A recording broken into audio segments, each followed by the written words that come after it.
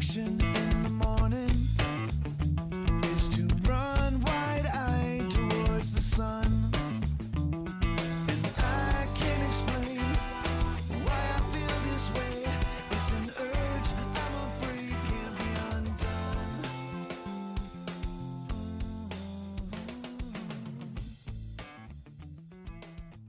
Welcome back to the Every.Thing.After podcast. And I'm here today with some special guests, the guys behind the band Pinkfield out of North Carolina. So this podcast is at its heart about all the things that drive us to be creative, that enrich our days after or amid these trying times that we collectively have or are going through, or maybe just after doing something different for a while. And through this podcast and a related concert photo and review project, one of the things inspiring me is the discovery of new music and new to me bands who are convincing me that despite the rumors of its demise, rock and roll is not dead. Fitting squarely in that category is Pinkfield, these 20-something guys with a sound that evokes some of the best 90s era style garage grunge rock. Thanks for being on the podcast, guys. Yeah, thank you. Thank you for having us. Yeah, could you introduce yourselves real quick? I'm Brennan Biggs, guitar and vocals. I'm Ethan Edwards, play the bass. I'm Avery Schaefer, and I play the drums. I don't really put a label on us much because Yeah. I just don't know personally. We've been called many things: grunge, emo. I mean, I can definitely agree with that opinion. I think that there's definitely 90s influence in there for sure. One of the earliest comparisons that we got was like Pixies and Weezer and things like that. So, and we take those, I take those personally as compliments, but, so I could definitely agree with you on that we have that kind of sound going on. But, we're trying to bring our own spin into it and make it really our own thing. I certainly meant it as a compliment, but you definitely are bringing something unique to it. And you're making some great music. We were talking a little bit off air about some of the projects you've been involved in. So you're in the studio now, as I understand it, recording not one, but two albums. You have a couple albums already out that were self-produced. Tell me about that process. Of the self-produced albums? Yeah, that, and then also give me some insights into the studio time that you're putting in right now. Yeah, I would say the first album, Eulogy, came out, 2023? No, it was before that. It was 2022. 2022? The album came out in 2023, but we released singles beforehand in 2022. But those songs were really old. Almost close to 10 years old at the time. Songs I written when I was 13. Yeah. And I even played with other bands. But I wanted to bring it to us, put our own little spin to these new songs. And that's what we did with the first album Eulogy. So Eulogy's just old songs did in the Pinkfield style. And we recorded in here, that album actually. I would just have a demo of a song. Or not even demo. These were songs we were already used to. So we just played them, record, left. Very raw, very upfront. I was in a very mindset because me and Avery, we got kicked out of the band previously. So he wanted to form a band. I was kind of I kind of don't want to. And when we started mentioning recording, I didn't think we could do it. I just wanted to prove myself that we could record something and release it. And that was Eulogy. So that album may not sound the best, but it means a lot to me. Yeah, no, I really dig it, man. I was listening to it in advance of our interview here. I think my favorite song off of that album is T-Shirt. But the whole album, to me, it doesn't surprise me that you said you wrote a lot of those songs when you were younger and teenager, because it's just full of teenage angst and this youthful turmoil, emotions and feelings that I think we've all been through. Even me, an old guy, can relate to. Yeah, and I think the second album, it was kind of the same thing. It was older songs, not as old, but songs I had written when we formed this band. Some of them even prior that I've written, never released, and I think the second album has deeper meanings. And as the first album was just my experience, the second album is now all of our experiences. Not just me. We're working on our third and fourth right now. Like with any other band, you start kind of figuring each other out the more time you spend with each other and things like that.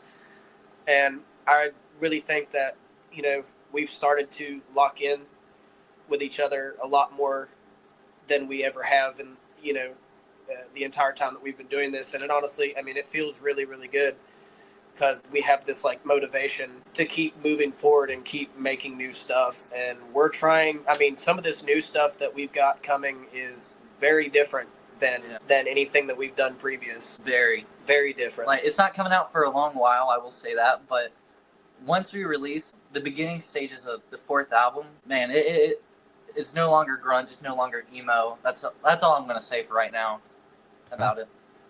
That's like the tease there. You're got me intrigued. I'm interested to hear where it goes. But tell me, Pinkfield, where'd the name of the band come from? I came up with that name. Fun fact, originally he didn't like that name, but to be completely 100% transparent, there's not really like a fantastic story to coming up with that name. At the time, whenever he and I were talking about putting together a group or whatever, you know, we had a group together when we were kids, but the problem was that somebody already had the name that we used, so we couldn't continue using that. But you know, I was just sitting there brainstorming one day, and for some reason an image of a field of pink flowers popped into my head, and I was just like, you know what, Pinkfield, sure. Yeah, that's all right. But yeah, I mean, and I said no. Yeah, and then he said, "Do you have a better idea?" And I said, "No." So that was it then. Yeah, pretty much, man. No regrets. Now I couldn't imagine it being named. Yeah, no regrets. No regrets. Yeah. Cool. You said you're recording 2 albums at the same time now, basically simultaneously, 3 and 4. Why are you doing that? Why are you in a hurry to? It's actually the opposite. We're not rushing at all. So when we released the second album, I mean, I have so many songs, just so many, that I just want everybody to hear. But some of which will never see the light of day. Some of them will never release. And we started recording our third album, and in like the end stages of us recording the third album, we got somewhat of a deal of a recording studio, someone that will produce it, and all that. So the third album, mostly we record here, but there's a couple songs that will be on there that was a professional studio. And then after we did a couple recordings, I mean, our fourth album, it's a beast. I've been writing that for years, and he knows that. We've been bouncing ideas off each other. It's a beast of an album, multi-genre, some deep subjects, storyline even that we're gonna start. And the guy that had the studio that all that said, "Do you want to record an album?" And I was like, "Well, it's time to start this process because it's going to be a long process." So we're doing it now so we can develop it throughout the years. That's cool. I like that. It's really interesting to me because it sounds like not only are the songs in themselves telling a story, but the process in which you're recording them, there's a storyline there as well, because you said halfway through the third album, you switch from recording there in your practice space to recording in a studio. So do you feel like that's going to be reflected or communicated in some way on the album? Yes. Our latest single, Indigo, we're actually redoing the song, and we're going to have a new version of Indigo on the album. This third album is being done with us doing it, and another part of it being in a studio. I think my mom will like it, so yeah, I'm not too worried. Yeah. Okay. Mom likes it. Yeah, my mom the only person we write for it and do this for, so yeah. If anyone else doesn't like it, that's okay. Got to please the parents first, for sure. I listened to Indigo. I saw the video for it. And one thing that struck me is that, Brandon, I think it's you're wearing a pink ski mask in that video. Yes, I am. So I'm wondering, is that something that's going to become part of your brand, your band brand? Is it kind of like part of adding some mystique or something to your band? I see a lot of bands now that are going on stage in some kind of like face covering or mask or something. You see, like, for example, Boy With You, Daft Punk, some of those other bands. Yeah, I feel like it already is. Our first single, Taxi, the art cover actually has me wearing the mask. I kind of just do it kind of as a joke. Yeah. It was like, that's really weird. And everybody started talking about how weird I am. And I'm like, well, everybody's talking about our band now, so I'm gonna keep doing it. Good enough reason to do it to me if it gets people talking about the band. Do you have any kind it's of no harm, so why not? It's not a privacy thing, it's more of a style thing. Yeah, it's not a privacy thing at all. I mean, there's some music videos it's like half on, half off. Yeah. We all actually have masks, but they have not been debuted yet. Oh yeah? What are the other masks like? Are they all like yours? No. I don't even remember what they are, to be honest. So I actually have, what do you call it? It's one of those paint mask. I have a paint mask myself, and then Ethan has a bandana that he wears. We haven't brought them out yet. Will that be on the album cover for 3 or 4? Potentially. Not determined yet. Not determined yet. Yeah. So you've been playing together, you said, about 4 or 5 years now. You're starting to get a sense of each other, starting to get a feel for who you are as a band and how you relate and connect with your audiences and things like that. Tell me a story about a gig that you've played or an experience that you had with a crowd or with an audience that you feel Blacksburg played a role in sort of defining you as a band. We had a show, I'd say fairly early on into us being a band. This was, I don't know, what was it, 2022 maybe? What, Blacksburg? Yeah. No, that was like 2023. Yeah, okay. I think it was 2023. So we had a show around 22 or 23. It was in Blacksburg, Virginia. And it was actually the first time that we'd ever played up there. And we were playing with some buddies of ours from another band that was from the local area. You know, it was your standard, like, house party type deal. Mm-hmm. But I didn't know you could pack that many kids into a room. Yeah. I mean, and every single one of them was there, you know, for the music. And it was just, so it was super, super cool to have, you know, to have that. And, like, just to have all these kids in there just going absolutely crazy. Like, something that, you know, a lot of people have said whenever they watch us play is that we're a very high-energy band. Very high-energy band. And that's something that we have kind of always strived for, is being a pretty high-energy, you know, just, like, trying to keep people engaged and things like that. I mean, these kids were, you know, just eating that up, man. And it was super, super cool to have that experience. And I really feel like that kind of kickstarted us into really wanting to be cooler. Yeah, just to be cooler, I guess. Yeah.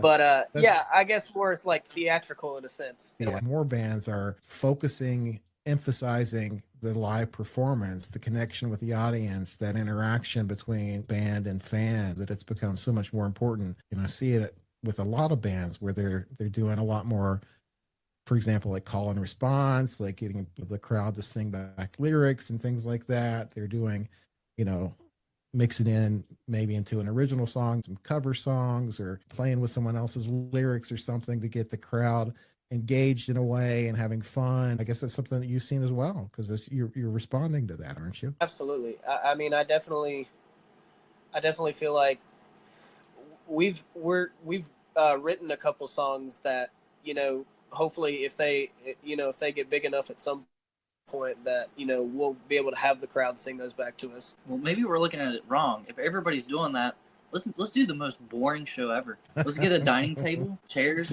sit down, and let's just talk. And then if anybody tries to join our conversation, you're like, no, it's the Pinkfield show.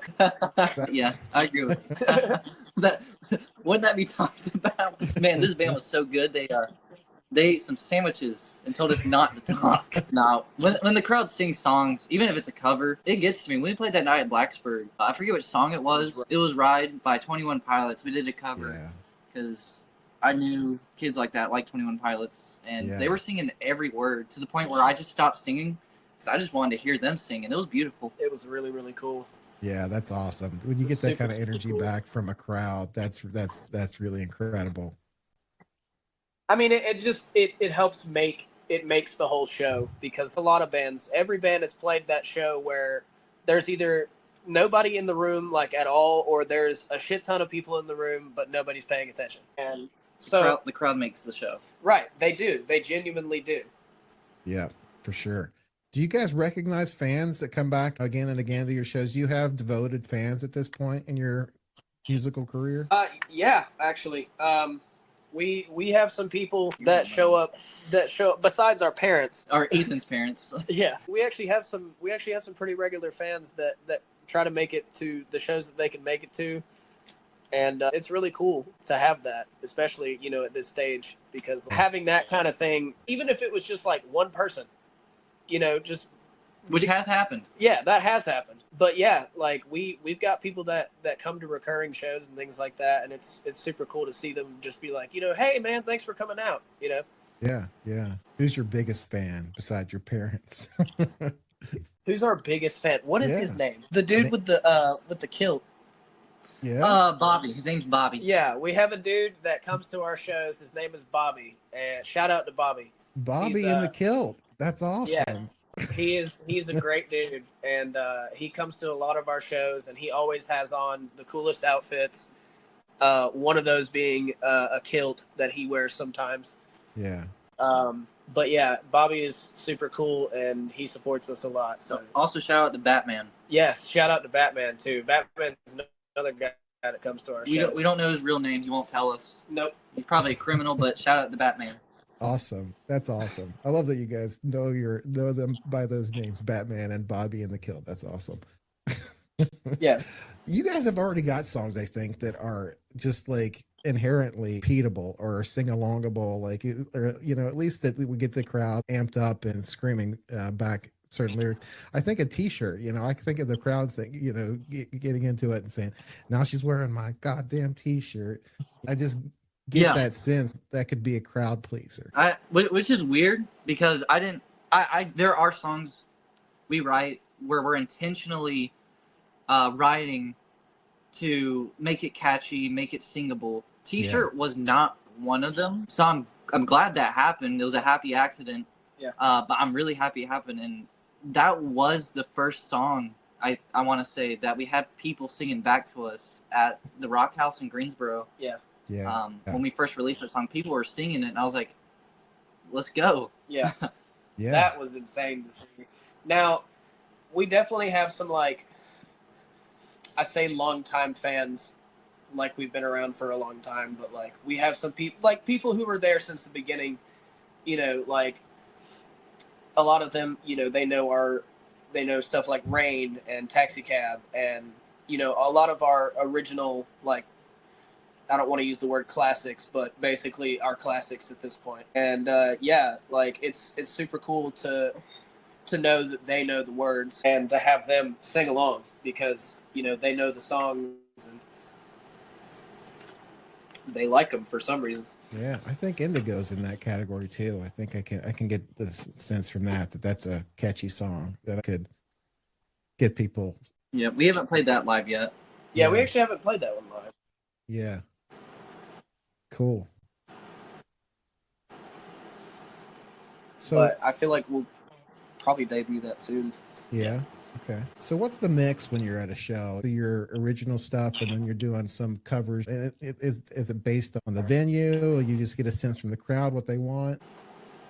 Right now, because of the places we're playing and of our expectations with bar owners, club owners, venue owners, right now, we are doing a mix of both. I want to get to the point where we're playing mostly, if not all, originals. Because I'm not here to step on anybody's toes or anything. Like, if you're a cover band or tribute band, do your thing. Yeah. But with us, not selling out places all the time, then these people are expecting us to play songs everybody knows. Right. The first thing we're asked when we're booking a new place, they're like, what kind of music do you do? If we say only originals, they'll turn us down immediately, sadly. Right. So we kind of have to play it smart as a business. At the end of the day, Pinkfield is a business. We have to throw in covers that everybody knows. Yeah. Blink-182, Nirvana, Weezer, you name it, Green Day, even once in a while Led Zeppelin when we did it. Yep. Just to let them know, like, we'll play originals, but we'll also please your audience at the same time. Right. No, I get it. I mean, I think everybody's comes up kind of the same way. But you also, Yes, at the indeed. same time, don't want to get pigeonholed as a cover band forever. So you want to make sure that you're getting your original music out there. Yes, 100%. We don't want to be a cover band. Like I said, no harsh feelings to people that are cover bands. It's just we have our own music, and we think our own music is good. At least we think. Yeah. My mom said so. So, and we want that to be our main thing, is our original music at the end of the day. Yeah. Well, I think you guys are off to a good start. Well, thank you. Yeah, thanks. I wondered if you want, I think we talked about this a little bit on chat, but did you want to maybe play a song or something on the podcast? We can if you want us to. Yeah, I think that'd be great. Just Here, another my way to acoustic. get some of that original music out there, get some more ears on it. What song are you doing? Well, let's do Indigo. Okay. You know, Avery, you want to do backup vocals? Then? Heck yeah. There you go. I'll just sit here. There you go. That works too. That's not the right song, but that's it. I turn down your bass just a smidge. Take two.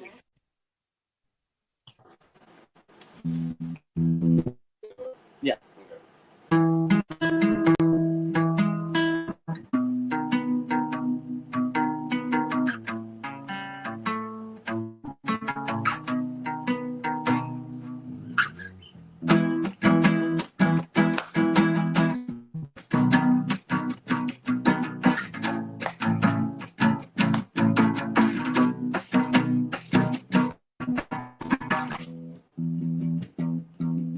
I don't know where you've been.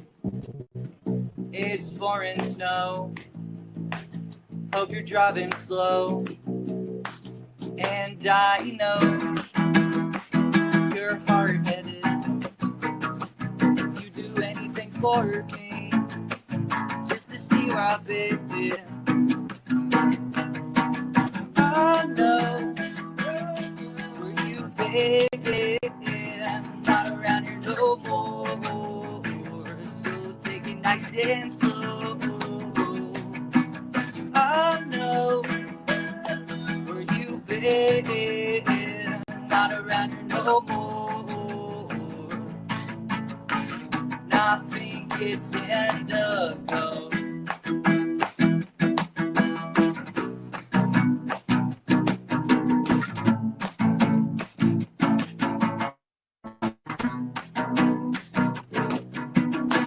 I don't know what to say anymore, but the road I'm heading down is getting slow, and I know just a little too slow. While you just walk around talking all about the things that you know about, and I know you don't know what you're talking about. I know where you've been. Not around here no more. So take it nice and slow. I know where you've been. Not around here no more. And I think it's Indigo.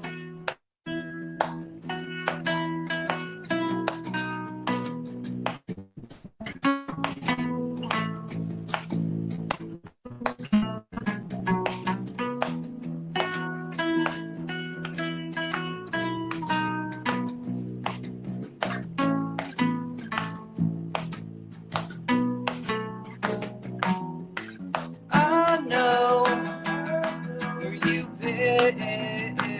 Not around here no more. So take it nice and slow. I know where you've been. Not around here no more. And I think it's Indigo.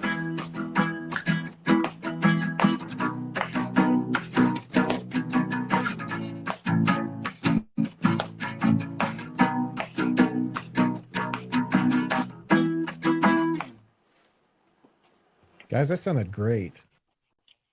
Thank you. Thank you. Really, really We good. never did that acoustically. It sounds great acoustic. It really does. I think maybe Much that appreciated. that might have to become part of your set. Pull out an acoustic guitar and play that one. That's great. Would be cool. That would be pretty cool. What's the inspiration behind that song? So a lot of my songs are weird when it comes to meaning. Each one has its own story. I love movies. I love just scenarios, especially superhero movies. We'll get into that in a little bit. I don't know. I just, in my mind for this song, I just imagine like somebody's car breaking down, and it's a couple in a relationship, and the male is at home, the female's in the car. Just how it played out in my head, and their car broke down, and they were arguing beforehand, and the guy's like, should I pick her up or should I let it be since we were arguing? Yeah. And no, like in that moment you got to make a decision. Is it pink, meaning it's fine and dandy, let's act like, let's put this behind us? Yeah. Or is it severe enough where it turns indigo? It's got deep, too deep.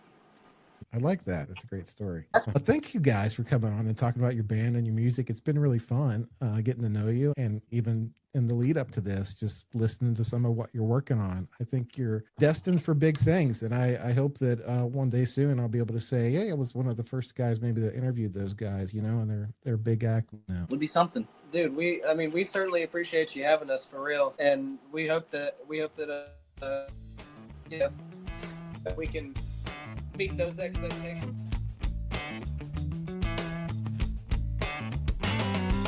I still love with a vengeance the idea that I could be the one to change.